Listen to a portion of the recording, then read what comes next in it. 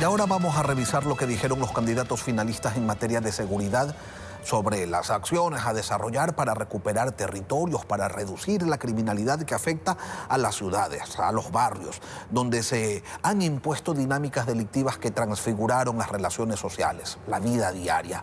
Y para ello nos acompaña Javier Gutiérrez, sociólogo, director de la misión Alianza Noruega en Ecuador. Javier, buenos días, bienvenido a Contacto Directo. Lenin, muchas gracias, a la orden. Hablando de lo concreto, la candidata González habló de equipar 1.300 UPCs y VCs que están abandonadas, pero esa infraestructura que se construyó para atender los requerimientos de seguridad que tenía el país hace 15 años, ¿sirve todavía? ¿Qué utilidad podría tener? Y se lo pregunto pensando en que tener a un grupo de policías en esas instalaciones los convirtió ya y podría convertirlos nuevamente en un blanco fácil para la violencia de las organizaciones delictivas.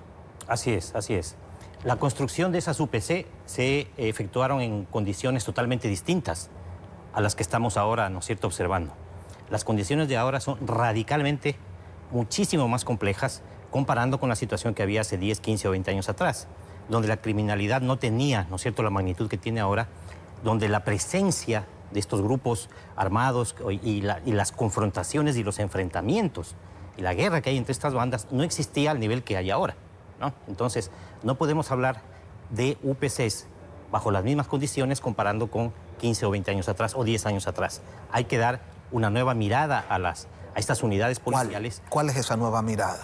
Yo coincido en que hay que otorgar más recursos para equipamiento, armamento, capacitación, pero hay una mirada que hay que ponerle mucha atención, que dio resultado en muchas ciudades latinoamericanas que lograron reducir violencia, que es esta perspectiva de la policía comunitaria, una policía que se base en la relación entre la comunidad, los jóvenes, las mujeres, los niños, los líderes comunitarios, con el rol que tiene la policía. Una colaboración comunitaria, ¿no es cierto?, que rescate primero la confianza y segundo hay una colaboración estrecha en información, ¿no es cierto?, en actividades comunitarias para la protección de las personas, en capacitación conjunta, donde la policía trabaja con la comunidad para capacitarla en temas de seguridad, donde haya incluso, ¿no es cierto?, una preparación mutua, un conocimiento mutuo de cómo funciona la comunidad y cómo funciona la policía para que haya una mejor coordinación entre ambos. El candidato Noboa habló de reformas normativas para reformular el marco legal que dijo el presidente protege a los delincuentes. ¿Qué impacto tendría una medida de este tipo en los ejercicios cotidianos de violencia que, por ejemplo, se alimentan de niños porque son inimputables? Yo creo que cualquier cambio a nivel normativo, ¿no es cierto?, a nivel legal, no va a tener mucho efecto si las condiciones en las cuales se está dando esa violencia, en las condiciones en las cuales se ha incrementado esa violencia, no se tocan, ¿no? Lo que hemos visto en otras ciudades latinoamericanas es que a la par, ¿no es cierto?, obviamente hay una importante modificación que se debe hacer en el campo normativo, hay un importante apoyo que se le debe dar a las Fuerzas Armadas, a la policía, con capacitación, con equipamiento, es decir, en el orden de seguridad. Pero paralelamente y con mucha inversión, esas ciudades lograron salir adelante, en la reducción de la violencia me refiero, invirtiendo en infraestructura urbana, ¿no es cierto?, de primer nivel, invirtiendo en educación en esas zonas, invirtiendo en salud e invirtiendo para que los jóvenes, los adolescentes, los universitarios tengan un proyecto de vida en esos territorios. ¿Se puede pensar en seguridad si no se aborda directamente y si no se reconoce, sobre todo, Javier, que estas acciones delictivas impactan directamente en la economía de la gente de los barrios, de las ciudades? Entonces, afectar a estas actividades, al afectar estas actividades, se está golpeando los bolsillos de miles, de decenas de miles de personas, y mientras no existan las alternativas a las que usted hablaba, esas alternativas de vida, bueno, pues el círculo no se va a romper. Claro, eso es muy importante este momento analizar. Cómo está evolucionando o cómo ha evolucionado la economía familiar en estos territorios afectados por la violencia y qué va a pasar a futuro. Es decir, si a futuro estas familias siguen sin opciones para generar ingresos a través del pequeño comercio, a través ¿no es cierto?, incluso de la venta ambulante, que es la estrategia principal de sobrevivencia de estas familias, que no lo pueden hacer porque están amenazados en las calles, porque hay guerra en las calles. Si no tocamos este problema, las familias, la única opción que van a tener justamente es lo que ofrecen las bandas criminales. Entonces, la economía local está eminentemente decaída, está gravemente decaída, especialmente en las zonas más afectadas por la violencia, Durán, noroeste de Guayaquil y otras ciudades de la costa, ¿verdad? Las opciones de las familias, ¿cuáles son? O sobrevivo, digamos, con un recurso mínimo, ¿no es cierto?, que no me permite ni para comer 2 veces al día, ¿no? Y mis hijos viendo eso van a ser presa fácil, ¿no es cierto?, de los grupos criminales, o directamente yo como jefe de familia tengo que formar parte de estos grupos. ¿Cómo se puede explicar que los candidatos finalistas de esta contienda electoral hayan decidido, no sé, si obviar o sencillamente no abordar esta temática que es central en la situación de inseguridad que se está viviendo? Sí, esperábamos de ambos candidatos referencias justamente hacia la condición de las familias, de los jóvenes que están enfrentando esta situación.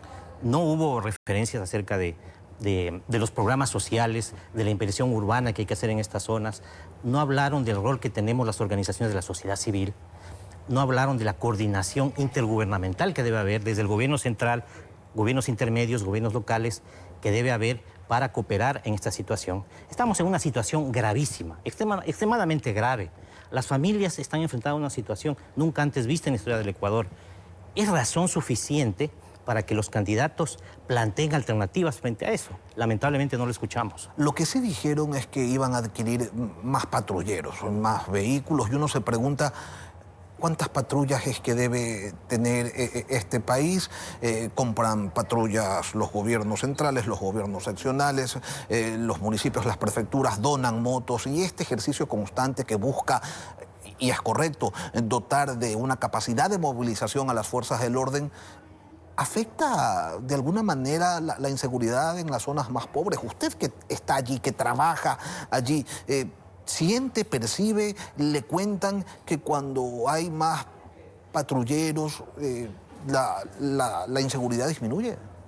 A ver, yo creo que debemos considerar que los recursos para equipar como debería estar equipada una policía, ¿no es cierto?, son mucho mayores. Con lo que se hace es reducir aparentemente la violencia unos pocos días, unas semanas, pero nuevamente vuelve a recrudecer, ¿cierto? ¿Por qué? Porque seguimos nosotros observando que las condiciones en las cuales se genera esa violencia no se tocan. Entonces, podemos equipar un momento, pero no se afecta. Entonces, observemos lo que hicieron en otras ciudades. Efectivamente, hay equipamiento policial que se mejoró. Efectivamente, hay capacitación policial que se brindó a la policía. Efectivamente, hay inversión en la temática de seguridad. Pero paralelamente y con mayores recursos, fíjese que eso es interesante. En todas las ciudades que lograron reducir violencia, no solamente hablemos de Colombia, el caso de Medellín o Bogotá, hablemos de Ciudad Juárez en México, Iztapalapa en México, Sao Paulo, San Pedro Sula en Honduras. Si vemos cuáles son los elementos de coincidencia, vemos que la infraestructura urbana en estos territorios fue clave. ¿Cierto? Infraestructura en instituciones educativas, infraestructura en transporte de calidad, infraestructura en recuperación de espacios públicos, en iluminación nocturna. Es algo que hay que tomarlo en cuenta, en la iluminación nocturna de los espacios públicos, la inversión en jóvenes, ¿no es cierto?, la inversión en el fomento del autoempleo en estos territorios. Javier, eso no se está tocando. De lo que se dijo durante el debate, ¿identifica usted alguna propuesta que se pueda decir esa sí va a impactar, esa sí va a ser efectiva para mejorar la situación de inseguridad que se vive en los barrios? No. ¿Una? No. ¿Ni una? No escuché algo que haga referencia a lo que estamos conversando en este momento, no. Ok, no. Y cambiar la relación de fuerzas con los violentos implica cambiar la ecuación de vigilancia y seguridad que se ha venido pues desarrollando hasta ahora. Cambiarla porque usted ya ha abordado una arista, la de inversión en infraestructura. ¿Qué más? Mira, las opciones de vida para las familias, eso es importante. Necesitamos con los órganos de control, con la policía y Fuerzas Armadas, ¿no es cierto?, diseñar corredores seguros para que las familias puedan, ¿no es cierto?, generar sus micronegocios, continuar con sus micronegocios, porque justamente es eso lo que le da una perspectiva de futuro a las familias. Justamente incluso eso le da identidad de comunidad a las familias, les hace sentir pertenencia en su territorio, en su barrio, en su comunidad. Al no tener eso, ¿no es cierto?, siente que ya no pertenece a ese lugar y por eso el desplazamiento forzoso que están enfrentando las familias en estos momentos. Están saliendo cientos de familias porque ya no tienen raíces, ya sus raíces fueron cortadas por la violencia, no tienen forma de trabajar, de generar ingresos, sus hijos amenazados por las mafias. Deben salir de esas zonas. Entonces necesitamos corredores seguros para que los padres de familia y las madres de familia puedan generar ingresos. Javier Gutiérrez, sociólogo, director de la misión Alianza Noruega en Ecuador, gracias por acompañarnos hoy aquí en Contacto. Gracias, Lenín.